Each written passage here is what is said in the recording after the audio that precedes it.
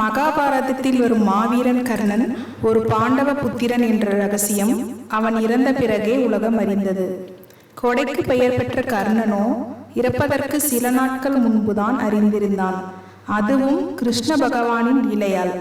மிகவும் நல்லவனான கர்ணனுக்கு ஏன் இப்படிப்பட்ட வாழ்வு? இதற்கு விடை கர்ணனுடைய பூர்வ ஜென்ம ரகசியத்தில் உள்ளது. பூர்வ ஜென்மத்தில் கர்ணன் சஹஸ்ர கவசன் என்ற அசுரனாக இருந்தான். தேவர்களை நிர்தாட்சண்யமின்றி தாக்கி வந்தான். பிரம்ம தேவனிடம் அவன் பெற்ற வரத்தின்படி அவனுடைய சரீரம் 1000 சட்டைகளால் போர்த்தப்பட்டிருந்தது. எவரும் அந்த 1000 சட்டைகளை நீக்காமல் அவனை கொல்ல முடியாது. அவனை தாக்க விரும்பும் வீரன் 12 வருடங்கள் தவமிருந்து விட்டு அதன் பின்னர் 12 வருடங்கள் அவனுடன் தொடர்ந்து போர் புரிந்தால் 1000 கவசங்களுள் ஒன்றை அறுக்க முடியும்.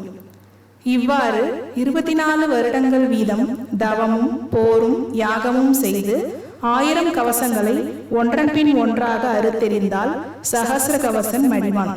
இதை யாரால் செய்து சாதிக்க முடியும்? எனவே அவனிடமிருந்து தேவர்கள் தாங்கோனா துயரத்திற்கு ஆளாயினர். அமரர்கள் மகாவிஷ்ணுவை நாடி அசுர உபாதையை ஒழித்து உதவுமாறு வேண்டினர். விண்ணவர் மீது இரக்கம் கொண்ட மகாவிஷ்ணு அசுரர் கொடுமைகளை ஒழித்து அமரவாசிகளுக்கு ஆறுதல் உண்டு பண்ண திருவுளம் கொண்டு நர நாராயணர்களாக அவதரித்தார். சஹஸ்ர கவசனை சம்ஹரிப்பதற்கு அவர்கள் கூட்டு முயற்சி செய்தனர். நரன் 12 வருடங்கள் தவம் புரிய நாராயணர் அசுரனுடன் போர் புரிந்து கவசம் ஒன்றை அறுத்து தள்ளினார். இப்படி பல வருடங்கள் விடாமுயற்சி செய்து 999 கவசங்களை அறுத்தெறிந்தனர்.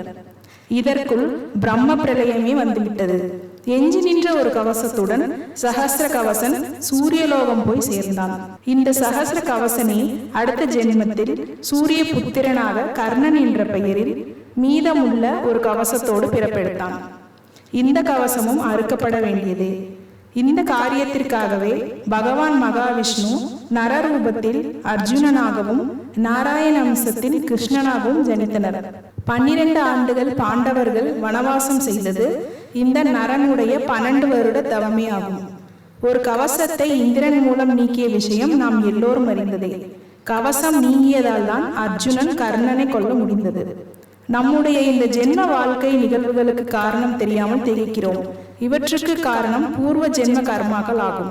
கர்ணனின் வாழ்க்கை அமைந்த விதம் இந்த உண்மையை நிரூபிக்கிறது.